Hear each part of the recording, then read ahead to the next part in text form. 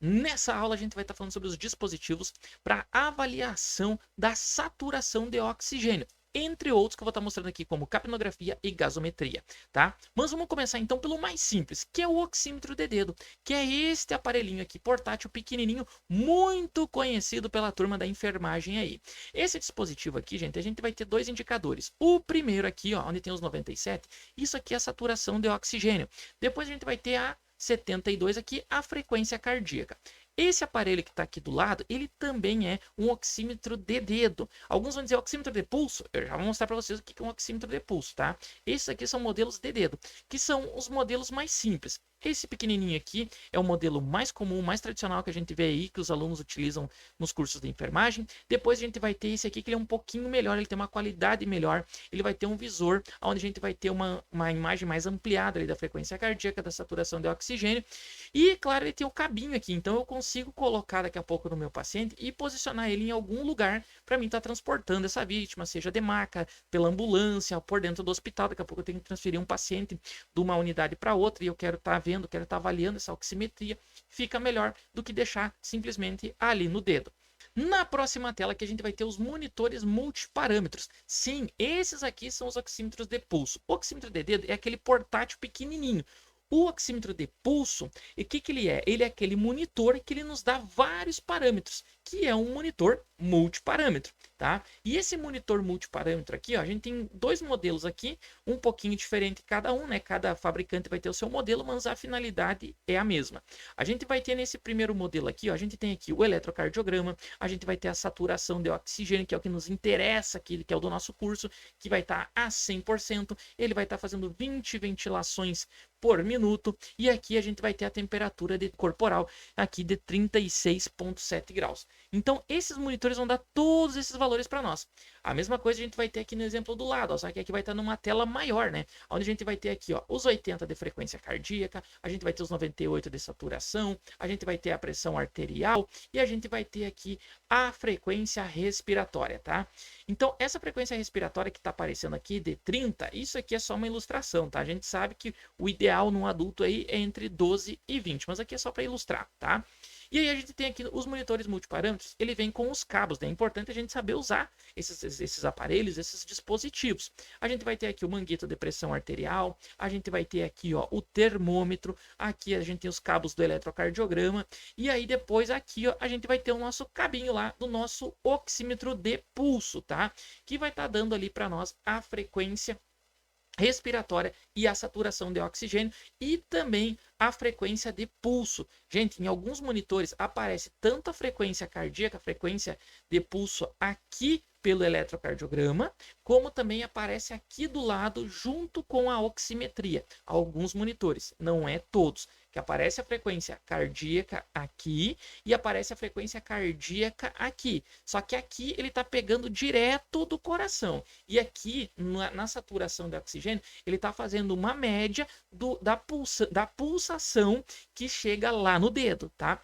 Outra coisa que é muito importante vocês terem isso. Para qualquer modelo, tanto o oxímetro de dedo quanto o oxímetro de pulso, tá? A gente tem que lembrar o quê? Que ele faz a leitura através da hemoglobina, tá? Ele faz um feixe de luz que ele passa, ele transfixa o dedo. É um feixe de luz que passa e ele consegue fazer a leitura da hemoglobina.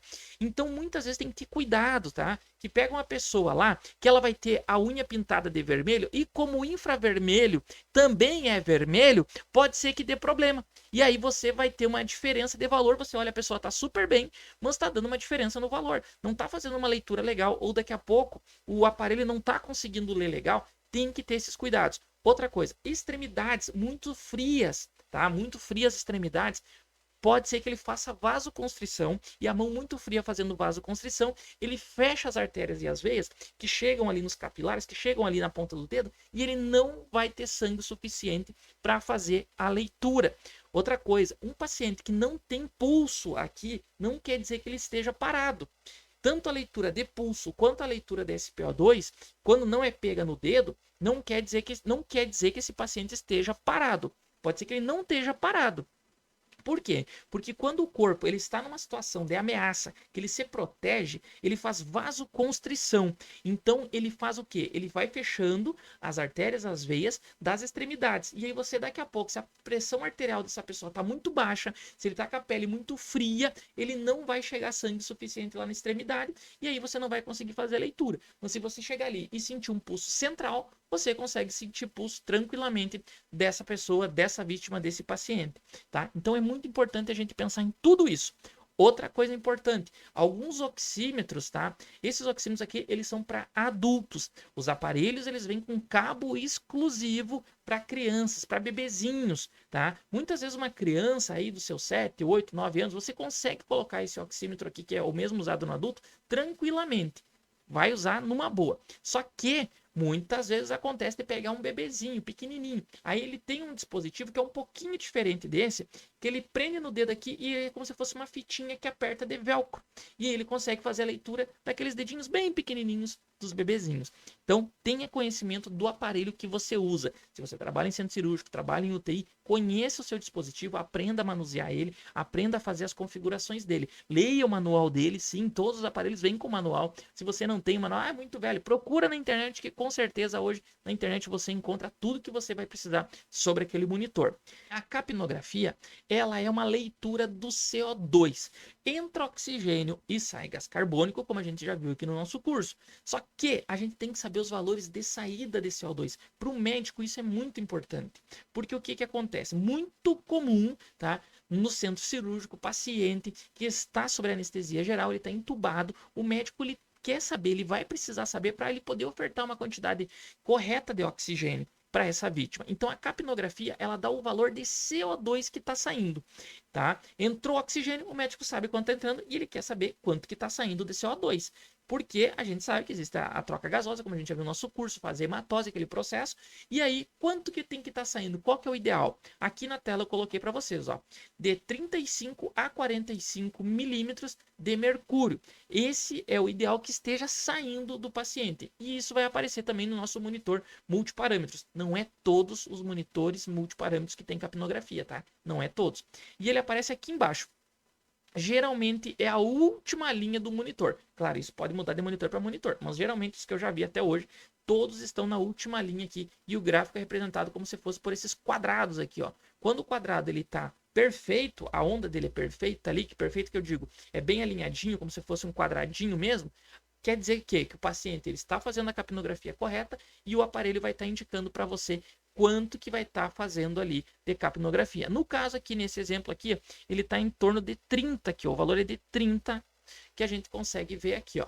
Tá? Mas o ideal é de 35 a 45. E isso cabe ao médico durante o procedimento, durante a avaliação dele. Se o paciente estiver entubado, daqui a pouco numa CTI, está usando capnografia, cabe ao médico ver o que ele vai fazer de acordo com os dados que tem ali. Mas é importante que você também saiba, diga, ó, doutor, o paciente está com uma capnografia de 25, está com uma capnografia de 15. Será que ele não é legal a gente dar uma olhadinha? O que nós vamos fazer? Vai ficar assim?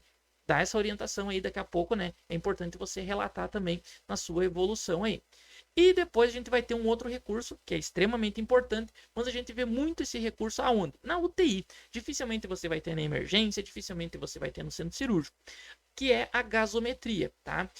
Vamos ler aqui rapidinho, ó. Os parâmetros principais observados no exame de gasometria são saturação de oxigênio, pressão parcial de gás carbônico, bicarbonato de sódio, pH e ion gap, tá? Então, como é que funciona? O enfermeiro, isso é uma atribuição do enfermeiro, ele vai lá, ele faz uma coleta na artéria, geralmente ele faz na artéria radial ou na femoral, ele coleta em torno de uns 5 ml de sangue e vai lá depois e coloca nessa máquina aqui, ó.